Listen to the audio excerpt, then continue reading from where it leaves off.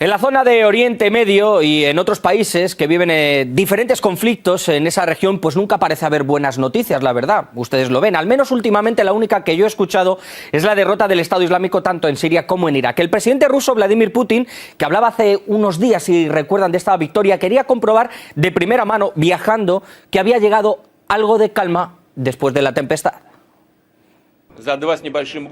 En poco más de 2 años, las Fuerzas Armadas rusas, junto con el ejército de Siria, destruyeron el grupo terrorista internacional más capacitado. A este respecto he tomado la siguiente decisión. La mayor parte del contingente militar ruso que se encuentra en la República Árabe Siria vuelve a casa, a Rusia. Vuelve a casa con la victoria. Bueno, la retirada de algunas de las tropas rusas deja claro que la misión pues se ha conseguido, se ha logrado. Además, esta visita de Putin para mí confirma la postura rusa, una posición fuerte, una vía en la que se confía en las alianzas pese a las diferencias que haya con algunos países. Me voy a explicar. Significa una cosa. Confirma que Rusia ve al presidente sirio, en este caso, como un socio esencial para que continúe la paz y para que se pueda avanzar en un proceso político hacia unas elecciones libres amparadas por Naciones Unidas. Algo que no parece tan claro para Estados Unidos, que muestra una opinión vacilante. Mantiene las tropas. Desde Washington insisten en minimizar el papel ruso de la lucha contra el terrorismo. Pero ¿qué hubiera pasado entonces si Putin, si Rusia no hubiera entrado en ese operativo antiterrorista? ¿Seguiríamos con los inútiles reportes de la coalición liderada por Estados Unidos que no han conseguido dominar el caos sirio? ¿Por qué? Porque solo interesaba derrocar al Assad, quizá ahora también. ¿Y ahora qué? Pues deberían alegrarse, sí, alegrarse, que se alegren, como lo hacen los iraquíes, por su victoria ante el Estado Islámico. No solo yo, sino también mi familia, incluso los niños, todos nos sentimos muy felices de escuchar estas noticias. No puedo describir la alegría que llena nuestros corazones. Hoy es un día de alegría en la historia del pueblo iraquí, porque hemos logrado una brillante victoria sobre los grupos terroristas del Estado Islámico que llevaban 3 años ocupando nuestras ciudades. Ninguna palabra que dijera ahora podría describir la alegría que me colma, no solamente a mí, sino a todos los iraquíes, porque hemos vivido tiempos muy difíciles a causa de la guerra.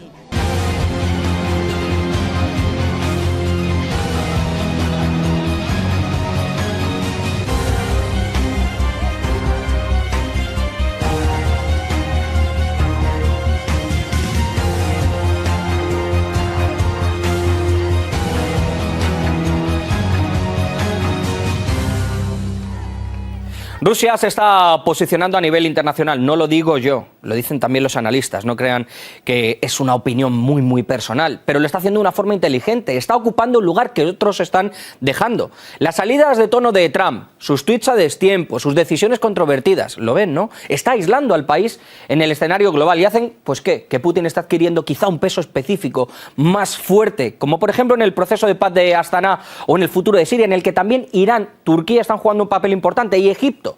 ¿Y esto qué? Desplaza a Estados Unidos del rol preponderante que Washington pretendía tener en el destino de los sirios. Ahora con Trump están actuando como un elefante en una cristalería. Y lo hacen en estas lides, en las Sirias, como también lo han hecho en otras crisis regionales. Libia, si lo recuerdan, en Afganistán, en tantas otras, en las que ¿qué? Pues intentan imponer sus condiciones que no funcionan, o bien en la que ellos mismos han provocado, como la que se ha armado en el asunto de Jerusalén. ¡Ay, Palestina cómo está! Palestina prácticamente ha designado a Rusia como un nuevo agente interlocutor de poder de facto de paz con los israelíes. La posición de Moscú en este conflicto pues se puede ver como equilibrada, equidistante a la vez. Me explico. Washington ahora mismo yo creo que ha pasado a estar desacreditado como mediador, lo ha dicho Abbas en este asunto, para todo el mundo árabe, además, incluyendo a los aliados. Ojo, es muy importante, mientras que Putin pues me parece que está sabiendo quizá mantener un poco, por un lado, el respeto a los anhelos de los palestinos, de los musulmanes, y por otro también mantiene buenas relaciones, no hay que negarlo, con Benjamín Netanyahu. Quizá la postura rusa pueda parecer tibia, ¿no? Algo tímida, pero yo creo que es firme en el conflicto palestino-israelí. O sea, se está dedicando a escuchar, sin aceptar de forma unilateral ninguna postura, algo que yo creo que se puede corroborar con palabras como las que pronunció Putin en Egipto. Rusia apoya plenamente todas las decisiones que se tomaron anteriormente al respecto en el Consejo de Seguridad de la ONU. Consideramos contraproducentes todos los pasos que impiden un diálogo entre los palestinos y los israelíes. Creemos que tales pasos son desestabilizantes y no ayudan a solucionar el problema. ¿El enfoque de quién? El enfoque israelí en este y en otros problemas, como en el de Siria, en el de Palestina, pues es bastante más radical, ¿no? No solo intenta presionar a Estados Unidos para que tome una postura, yo creo, más polarizada a intereses particulares, sino que además establece líneas rojas a otros países, ¿no? O a otros bloques. Por ahí no se pasa, por ahí tampoco. Intenta atraer a Estados Unidos, a la Unión Europea, incluso a estados como Arabia Saudí. El objetivo parece claro en este caso, lo tiene entre ceja y ceja. Cortar la influencia de Irán, volatilizar la influencia en los procesos de paz, señalándolo ¿cómo? Como terrorista, enemigo mundial, lo de siempre. Hay un problema más grande en todo esto, y ese problema es que Irán se está ocupando de convertir a Siria en una base militar para atrincherarse y quiere usar Siria y Líbano como frentes de guerra para su principal objetivo declarado, que es erradicar Israel. Jerusalén es la capital de Israel. Nadie lo puede negar. Eso no es un impedimento para la paz, sino que la hace posible, porque reconocer la realidad es la esencia, el fundamento de la paz. Bueno, y aunque parezca imposible esta decisión sobre Jerusalén, incluso ha enfrentado a otros en discordia. Por ejemplo, ¿a quién? Pues a Turquía. No abandonaremos Jerusalén a merced de un Estado que mata niños. No lo abandonaremos a un Estado que no tiene otros valores que la ocupación y el saqueo. Continuaremos nuestra lucha con determinación dentro de la ley y la democracia. Se lo decía a mis compañeras en los informativos, esto parece un totum revolutum, un polvorín que puede estallar por cualquier lado, como les suelo decir. De todo eso vamos a hablar. Ya saben que estamos en Facebook, también en YouTube. Nos marchamos hasta Madrid. Allí nos espera la escritora y politóloga Nazanin Armanian. Nazanin, muchísimas gracias por estar con nosotros en el Zoom. Empiezo por algo de actualidad, en este caso el viaje del presidente Putin a Siria, la retirada de las tropas. Parece que se puede abrir un nuevo proceso de paz para Siria. El futuro son las elecciones, pero Estados Unidos sigue empeñado en quedarse allí. Lo ha dicho, con las tropas. Al-Assad de nuevo entre ceja y ceja. Buenas tardes. Pues sí, yo creo que en los últimos 15 años nunca Rusia había jugado un papel tan importante en Oriente Próximo. Es verdad que estamos también en el contexto de las elecciones presidenciales de Rusia y estas declaraciones favorecen al candidato Vladimir Putin, pero es una realidad que Rusia necesita paz para consolidar su poder o recuperar el poder que tenía en la era de la Unión Soviética en Oriente Próximo. Las meteduras de pata de Donald Trump y las guerras tremendas que ha devastado en Oriente Próximo favorecen también a este papel nuevo que está jugando el señor Putin. Nazanin, estamos viendo, como yo argumentaba un poco, es mi opinión personal, la verdad, que estas salidas de tono de Trump, un poco tener una política exterior que va a matacaballo, ¿no?, como se suele decir en España, está haciendo que haya una especie de vacíos de poder que no sé si está ocupando Rusia o no, pero desde luego se está posicionando. Trump parece que no es un socio muy de fiar, por ejemplo, en Siria o en otros lugares, como por ejemplo con la coalición de Arabia Saudí en la zona de Oriente Medio. Pues es curioso que Estados Unidos, que tenía una política más o menos estable, por ejemplo, respecto a Jerusalén, de repente da un giro de 180 grados y cambia su política. Pues la explicación que se puede dar a este cambio es la situación propia de Trump. O sea, para salvarse como presidente de Estados Unidos, está desmontando la tradicional política de Washington en Oriente Próximo, porque ustedes saben que ahora está perseguido, digamos, de alguna manera por el asunto que se ha llamado Rusia Gate, y también le están preparando una moción de censura en el Congreso de Estados Unidos por posibles acosos sexuales que le están denunciando. Por lo tanto, yo creo que ha entregado Jerusalén a Israel para ganar la simpatía de los diputados pro-israelíes en el Congreso. Nazanin, leía un artículo tuyo hace algunos días en el que argumentabas un poco el peligro que tenía este reconocimiento de Donald Trump, quizá porque había una serie de concesiones con algunos socios, como por ejemplo Arabia Saudí. Se publicaba una carta secreta que puede ser o no en un periódico libanés, el Líbano, que también está pues en una situación bastante inestable. ¿Puede ser un acierto la decisión de Trump para llevar la paz, o realmente es tan malo como se está criticando desde el mundo árabe? Bueno, hay que tener en cuenta que los árabes ahora están en una situación muy difícil después del fracaso de las primaveras en Egipto, en Túnez, en Bahrein o en Yemen, y el triunfo de la política de Estados Unidos, la OTAN, en destruir Libia, Irak y Siria. y el acercamiento de Arabia Saudí a Israel, los árabes la verdad que están en una posición difícil. Entonces, el hecho de que puedan presionar a Estados Unidos a mantener el Jerusalén también es un poco dificultoso. Lo que no descarta de que Estados Unidos, a cambio de ceder en algunos casos, por ejemplo, permitir a Arabia Saudí a enriquecer el uranio, lo que prohibió, lo que descartó para Irán, por ejemplo, a cambio de que ceda en asunto de Palestina. Esto es posible. De hecho, uno de los motivos principales del viaje, de los 3 viajes que ha hecho Vladimir Putin en la última semana a Siria, Turquía y Egipto, es lanzar una nueva propuesta suya, un plan de paz para Palestina, un plan de paz alternativo. A ver en qué consiste, todavía no se sabe. Nazanin, en este plan de paz alternativo, desde luego no hay posiciones radicales como la que tiene Israel, que es la que mantiene de Jerusalén como si fuera esa capital, desde luego, y sí que mantiene Netanyahu una posición de presión hacia Irán a la que no le deja moverse. A la mínima que salta se le señala como terrorista, etcétera, etcétera. Existe también, digamos, aquí unos juegos de poder, ¿no? Turquía, por un lado, critica a Israel, pero por otro le compra petróleo, le vende petróleo, perdón. Por otro lado, Israel sí nombra a Palestina, pero presiona a Irán. Hay una especie de juego de tronos, ¿no? Como está de moda ahora mismo. Sí, exacto. En Siria está teniendo lugar una guerra nacional, una guerra regional y una guerra internacional. La guerra regional, es cierto, se está librando entre Israel, Turquía, Arabia Saudí e Irán. Es verdad también que Israel, Arabia Saudí y Turquía están unidos contra Irán. Por lo tanto, Irán está en una situación más difícil que otros. Ahora, con el fin más o menos de la guerra de Siria, fin declarado, ¿no? Aunque yo creo que la guerra de Siria continuará en varios próximos años, continuará como ha continuado la guerra contra Irak, la guerra contra Sudán, Libia, porque mantener estos focos de tensión siempre viene bien a los militaristas para poder volver a prender fuego a la zona. Existen estas tensiones entre las potencias regionales. Esperemos que en la conferencia de Astana o en conferencias parecidas que Vladimir Putin está organizando en Egipto justamente, podamos llegar a un acuerdo de paz regional. Veremos a ver si esto realmente es así, porque lo que necesita esa región de Oriente Próximo es sin duda la paz y el intentar quitar los intereses particulares, como por ejemplo tiene esa paranoia Israel con Irán. Muchísimas gracias, Nazanin, por haber estado con nosotros en el Zoom. Un placer tenerte y esperamos contar de nuevo. Como siempre, un placer. Irán decía que, pues para mí es uno de los puntos de conflicto, ¿no? Y pese a que no tiene una propuesta viable, por ejemplo, con esta crisis palestino-israelí, porque también es una postura férrea, lo cierto es que sí que tiene una buena oportunidad. ¿En qué? En restablecer relaciones con Arabia Saudí. ¿Por qué no? Ahora que la decisión de Trump pone en malas condiciones a la dupla Netanyahu y Riad, ¿por qué no Rouhani puede tender una mano?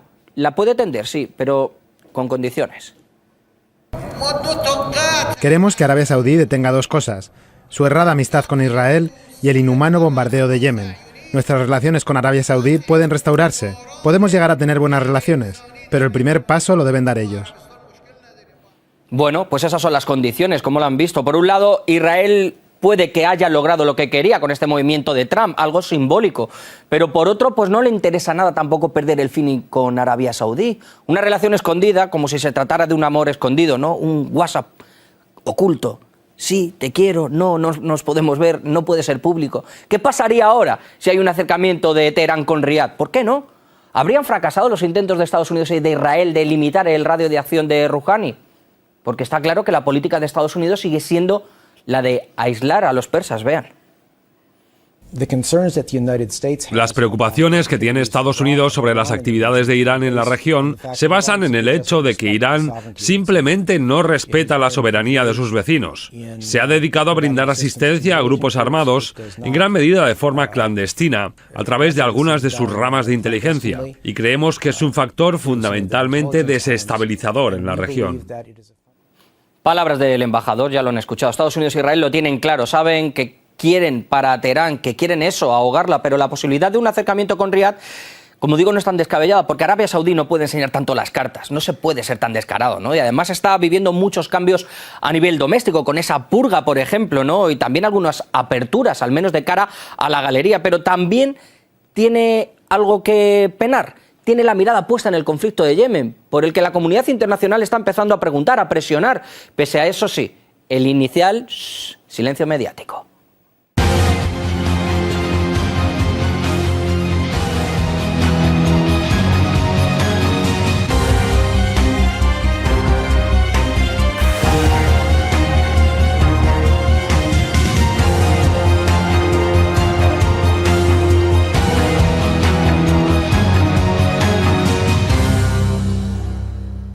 A Arabia Saudí le conviene sin duda salir y rápido del lodazal en el que está hasta el cuello metido con el caso yemení. Lo que iba a ser una guerra relámpago, como las nazis, ¿se acuerdan? Las de Hitler, se ha transformado en un vertedero de miles de millones de dólares y en un escándalo humanitario, generando una crisis sin parangón. Muertes, a pesar de que se intenta eludir ese bloqueo. Pero a esto hay que sumar que la situación, bueno, pues puede tener otro pico. ¿Cuál para Arabia? La que ha generado en el Líbano.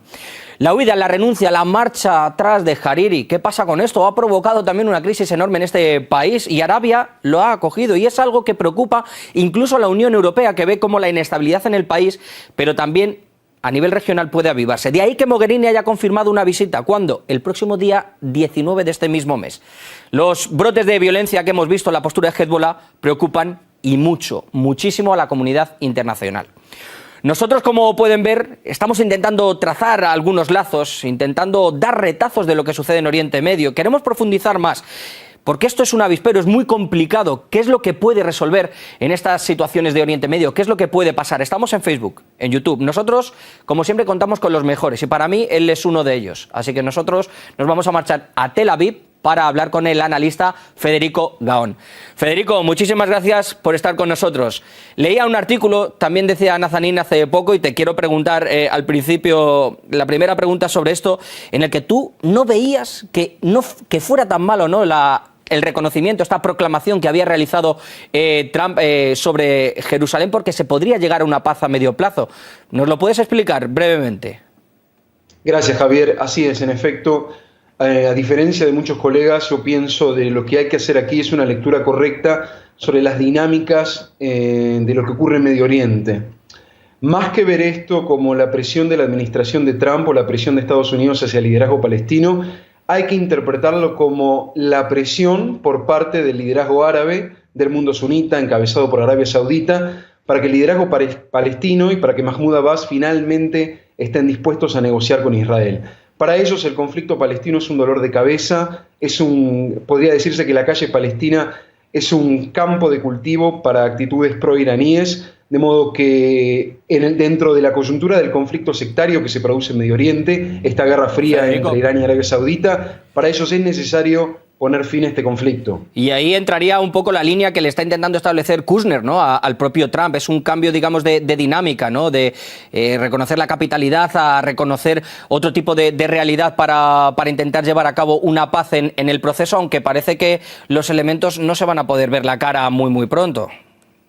Claro, en efecto, no es que el presidente Trump tuvo un desacato y un acto rebelde de la noche a la mañana y decidió cumplir con su promesa electoral. Por el contrario, yo creo que más bien esto es la jugada de Jared Kushner, que semanas atrás estaba reunido con distintos líderes de Arabia Saudita y del mundo árabe, y yo creo personalmente de que ellos le dieron el aval para que Kushner pueda decirle a Trump, este es el momento de hacer este reconocimiento. Es interesante destacar, por ejemplo, que Arabia Saudita ha limitado la cobertura mediática sobre el asunto de Jerusalén, y en Bahrein se ven ya intenciones de poder hacer un acercamiento diplomático con Israel explícito. En otras palabras, lo que aquí sucede se podría, creo yo, sintetizar de la siguiente manera.